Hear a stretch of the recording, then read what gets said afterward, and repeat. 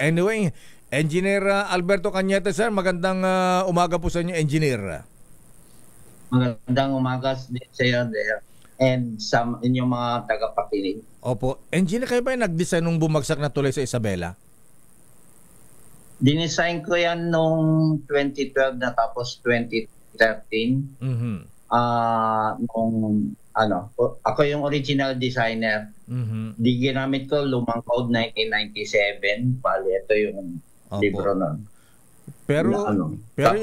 Pero yung design nyo, Engineer... Pwede ko bang banggitin na ako rin yung basically gumawa nitong code na to, yung bridge code na to. Okay. Pero bago may tuloy, Engineer, kasi nung makausap ko si Governor Albano, sabi niya ito daw po ay Japanese design. Ayan, yan bang ginawa niyong structural design o Engineer, ay yan ba ay pattern doon sa sinasabi ni Governor Albano na Japanese design yung tulay na yan? Dinesign ba ito ng mga Hapon? Hindi, common na to, marami to sa buong mundo. Okay. Dito ginagamit ko yung efficient geometry ng arco. Ang arco yung nagdadala ng tulay kasi mula pa yan ng Roman times, talagang patunayan yan na napakatibay ng arco. Kaya matipid yung design ko. Matipid ba? Naging matipid siya. Baka sobra sa tipid kaya bumagsak, Engineer. Baka tipid Ilocano yan. Kino-compute naman yan. Ngayon kasi naka-computer na yung pag-analyze namin kaya very accurate yung kahit na complicated yung system. Ang sabi ng Pangulong Marcos nung nagpunta, Engineer, sa design. Ang sabi ni Pangulong Marcos, ito po ay hanging bridge nga po ba yan na dapat daw may cable? Hindi, madaming pwedeng gamitin yan. Saka marami na akong dinesign na, ang tawag dyan, tied arch. Tied arch. System. Arco na merong ties, nakatali yung bridge deck natin sa arco. Nakabitin. Ayan, yung pambitin mo naman, pwedeng alambre, pwedeng cable, pwedeng reinforcing bar, pwedeng solid bar. Okay. Pwedeng gano'n. Diretso na to, Engineer Cañete, sir. Ayan, kung kayo po ay nag-design, bakit bumagsak pa ang tulay? Yeah. Hindi ba nasunod yung design? Ano ang dahilan? Pwedeng yun nga ang dapat maingat tayo. Parang kung may nag-crash na aeroplano, hanapin mo na yung black box, tingnan mo na kung ano talagang nangyari. Ito dapat may forensic engineering investigation para ma-analyze yung design, matingnan yung sa construction, pagkatapos yung incident report, ano nangyari nung bumagsak, meron bang yung dumaan, bakit tapos ikumpara mo ngayon yung dumaan na truck, kung gaano kabigat yun, ikumpara mo dun sa kung ano yung kapasidad ng tulay.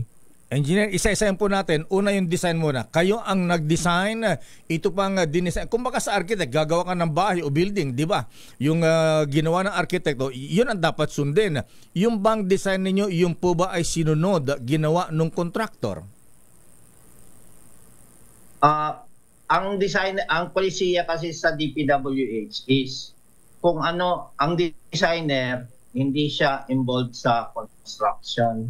Kaya doon sa mga ganong bagay, hindi ako pwedeng magkomento. Okay. Ang makukomentohan ko lang talaga is yung design ko. Sinunod po ba yung design? Yung gawa po ninyo, Engineer? During construction. Yung nagawang tulay. Oo. Ganyan-ganyan yung dinesign ko. Yun naman pala. Bakit naging dahilan? Ba't kayo bumagsak? Yun ang komplikado na tanong at kailangan ng masusi na investigasyon. Kasi 12 arko yan dinesign ko eh. Opo. Nakadaan pa yung mga truck sa siyam muna na arko bago dun sa pansampu. Doon bumagsak. Kung design ang problema, dapat doon pa lang sa unang arko nagkaroon na ng aberya yung tulay at hindi na tumuloy yung truck. Pero nakadaan yung 2 truck draft nakalusot yung una, yung pangalawang truck inabot. So ano nakita niyo yung problema, engineer? Palagay ko ang mabigat na problema dito overloading. Overloading. Pero wala pang investigasyon Pero ang feeling ko pag inimbestigahan to, kinumpara mo yung bigat ng truck doon sa dumaan na tulay, kapasidad ng tulay, then magkakaproblema tayo sa. Meron akong isang slide sana na pwedeng ipakita. Medyo kapos tayo ng oras, engineer. Ayan. Ito na lang po. Yung parang 10-wheeler yan 27 tons lang dapat yan. So kung dinisign, kahit 2 lanes kasi yan, kahit na dalawang 27 tons, 54 tons, kakayanin yan ng tulay ko. Kaya lang ang report ng Region 2, 102 tons daw yung truck. Kaya yun ang problema. Ayun, overloaded talaga. Pero ang sabi Engineer Cañete, kung overloading ang dahilan nung pagbagsak ng tulay, dahil sobrang bigat nung dala nung dumaan na dump truck, bakit yung ibang tulay na dinaanan hindi bumagsak? Mas luma pa ay ang mga tulay na yon. Bakit ito ang bago-bagong tulay bumagsak? Bakit ganun, engineer?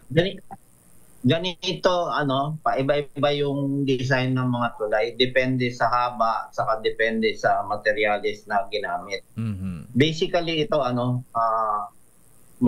makaklasify ito na bakal ito na, na tulay. Kasi bakal yung floor system, tapos bakal yung hanger ko, yung, solid rod na hanger ko. Pero yung mga hanger ko, over-design yun, kaya hindi yun naputol.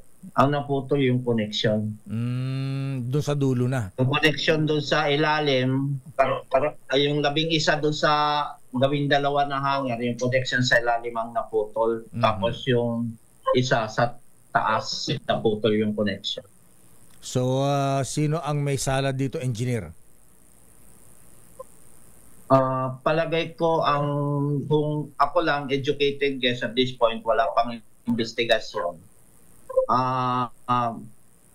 Hindi kinaya ng tulay yung bigas ng truck na nandyan sa tulay na bumagsak, sa span na bumagsak. Hindi ba substandard kaya, engineer, yung mga ginamit na materyales?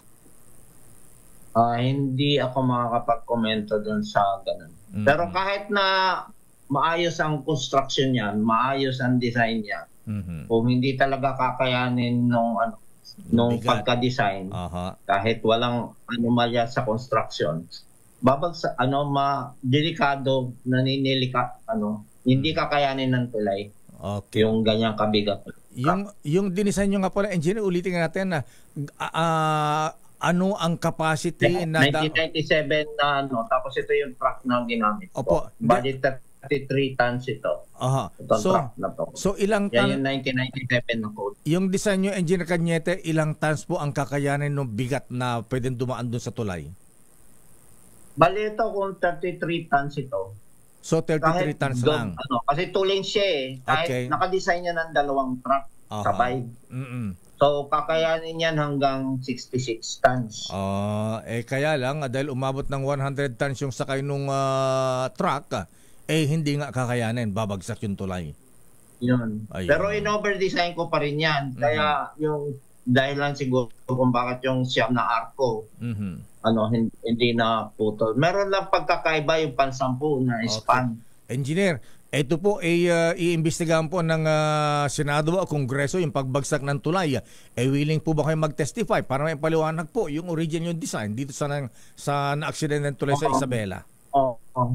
Kailangan matutukan yung mabigat na problema ng overloading. Kasi hindi lang yung tulay ko. Ang naano ko sa internet or sa pang-anim na to mula sa 2022 na bumagsak na tulay. Dahil sa overloading. And pabigat ng pabigat kasi ang mabilis bumigat yung mga truck ngayon. They're just becoming more powerful and stronger. Tsaka... And napapag-iwanan yung loads na ginagamit namin sa design. Oo nga, ang daming mga truck ngayon na ang bibigat ng mga dala. Nakita natin, dati wala namang mga truck na ganun. Dati, ano lang, ordinary dump truck lang. Ngayon ang haba ng mga truck. Ayan, ang bibigat ng mga dala. Dati 15 cubic lang yung dump truck ngayon more than 30 cubic na. Ayan, Dublado na. Dapat yata ipagbawal yung mga ganun truck. Anyway, Engineer Cañete, sir, maraming salamat po. So, hintayin po natin kung ano po ang inyong pang may papaliwanag, kung kayo pa ipatawag, hingan ng inyong opinion sa investigasyon ng Senado kay Kongreso. Engineer, maraming salamat po at magandang umaga. Thank you. Umaga, thank you din. Mga kaibigan, si Engineer Alberto Cañete, abay siya pala ang nag-design ng bumagsak na tulay dyan po sa may Cabagan, Isabela.